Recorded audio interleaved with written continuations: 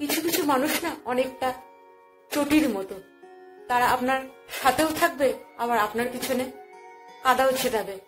তাই এরকম মানুষের থেকে সাবধানে থাকবেন। দেওয়ার জন্য দান, নেয়ার জন্য জ্ঞান, আর যদি ত্যাগ করতে হয় সেটা হলো অভিমান। এটাই সর্বশ্রেষ্ঠ। জীবন কখনো কাদায় না, কাদায় সেই মানুষটা যাকে আমরা নিজের ভেবে বসি, যাকে আমরা নিজের থেকেও বেশি ভালোবাসি, ভরসা করি। মানুষের আসল রূপ তখনই বোঝা যায় যখন আমরা তার কোনো কাজে আসি না। মানুষের আসল রূপ তখনই বোঝা যায় যখন আমরা কোনো বিপদে পড়ি। একটা মানুষের খারাপ ব্যবহার বা আচরণের জন্য যখন তার উপর থেকে ভক্তি উঠে যায়, তখন সে সামনে দাঁড়িয়ে থাকলেও না চোখে পড়ে না।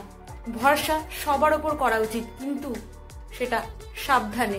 মানুষের রাগ আর আইন কানুন না অনেকটা একই টাইপের। যারা বেশি কমজোর আমরা তাদের ওপর চাপিয়ে দিই। মানুষের আসল রূপ কি সেটা একমাত্র সময়ই বলে।